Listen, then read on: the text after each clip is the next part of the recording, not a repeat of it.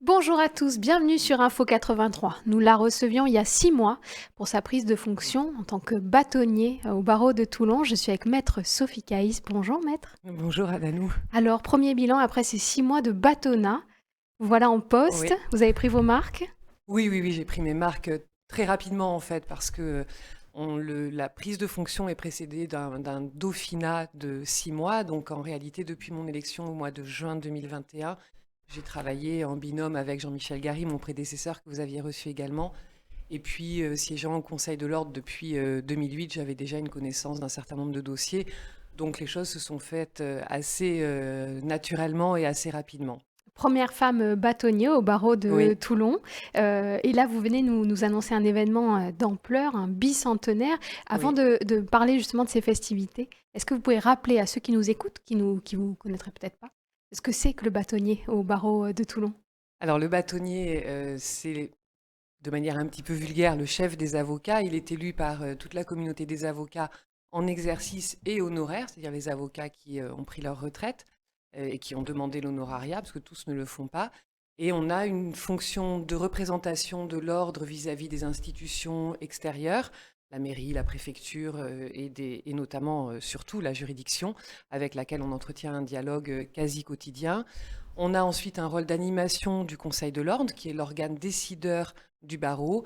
Et puis, on a un rôle très important, à mon sens, d'accompagnement des confrères en difficulté personnelle, économique.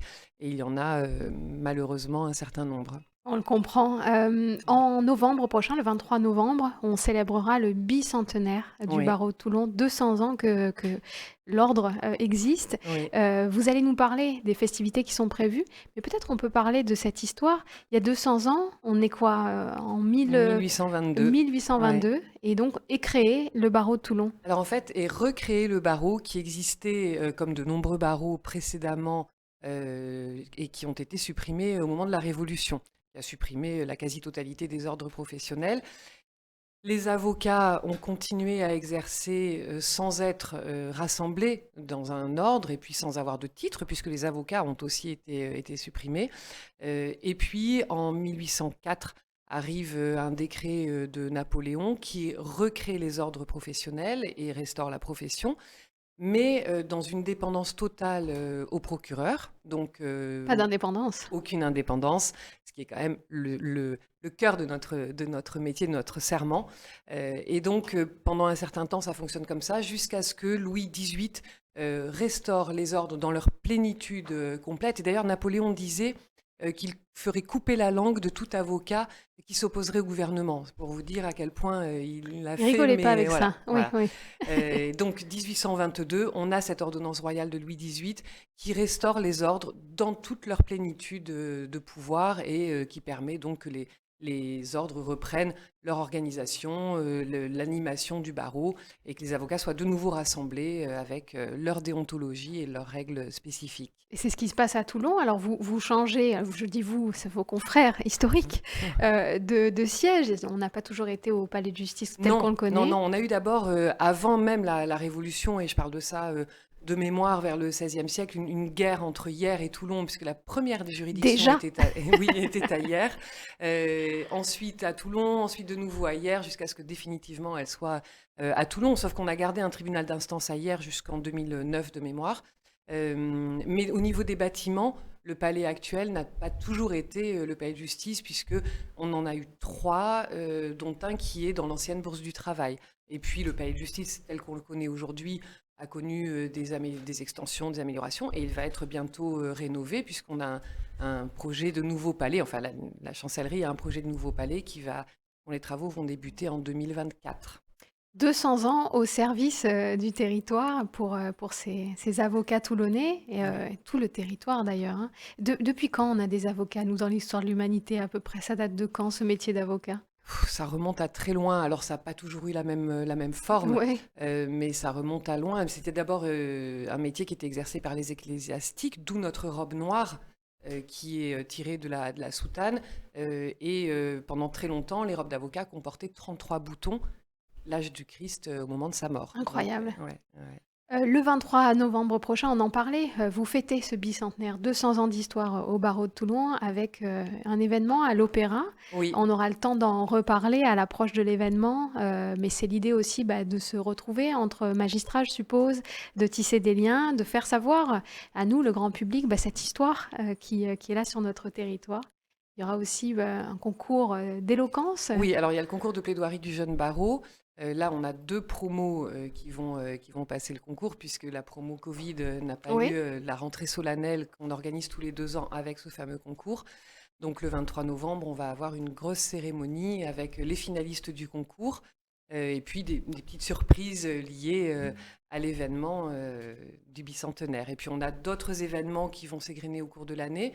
On organise un prix littéraire en partenariat avec Charlemagne, sur des livres, écrits par des auteurs hors avocats évidemment, mais sur le thème de la justice. On va avoir un concours photo également, sur le thème, lieux et gens de justice. Le concours de plaidoirie est fait en partenariat avec la scène nationale Château-Vallon-Liberté. On a sélectionné le sujet avec Charles Berling, Charles Berling et d'autres membres de la scène nationale, siégeront dans le jury du concours et du concours photo. c'est là qu'on Euh, voit quand même l'affinité entre les avocats et les comédiens. Il y a quelque chose dans oui, l'éloquence, hein, qui ouais. fait une affinité naturelle avec, effectivement Oui, la oui, scène on nationale. était vraiment ravis d'accueillir Charles Berling qui est venu lire aux jeunes avocats, le texte du sujet sur lequel ils vont devoir, plancher pour le concours de plaidoirie. Et puis comme, on est assez adepte de la maxime «Un esprit sain dans un corps sain», nous allons également organiser des olympiades, Oh! sportives, a priori sur la commune de Hyères, au mois de septembre. Et alors sur les invités de la rentrée solennelle, et donc de la soirée du 23 novembre, il y a bien évidemment, les magistrats, de la juridiction toulonnaise, de la cour d'appel, de la juridiction administrative également, parce qu'on oublie souvent la juridiction administrative, mais elle a un rôle important, à jouer dans notre environnement, de justice. Et puis, bien, toutes les autorités, civiles et militaires, comme on dit, de manière habituelle. Pour vous, pourquoi c'est important de célébrer ce bicentenaire? Parce que les avocats ont une vraie place dans la cité, avant tout. Aujourd'hui, quand on se promène dans les rues de Toulon, la place Noël Blache, la rue Victor Clapier, la rue Gimini, ils ont tous été avocats, bâtonniers d'ailleurs pour la plupart, et d'autres dont j'oublie le nom, mais la place initiale de l'avocat est bien sûr dans le palais de justice, mais également dans la cité. Beaucoup d'avocats étaient des gens de lettres aussi, auparavant. Alors aujourd'hui, avec les vies qu'on mène, malheureusement, c'est compliqué de mener, deux vies de front.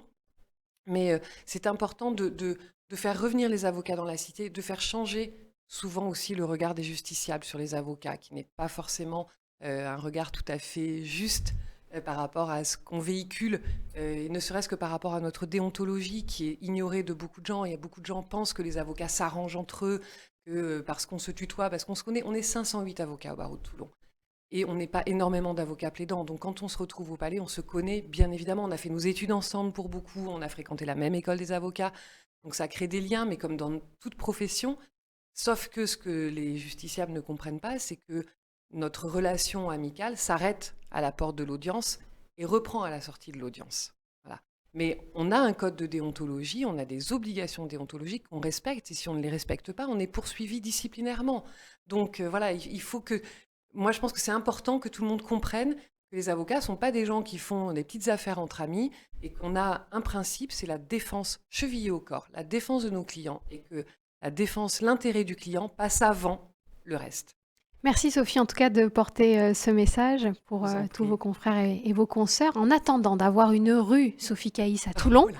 vous êtes la bienvenue sur ce plateau Info 83. Merci Donc beaucoup. on se retrouve, alors déjà pour ce bicentenaire, on reviendra sur le programme, surtout qui va s'affiner avec les mois, Absolument, et on oui. annoncera la fête de ces 200 ans du barreau de Toulon. C'est extraordinaire. Merci d'être venu Merci sur à notre vous. plateau Merci, à bientôt. et à très bientôt sur Info 83.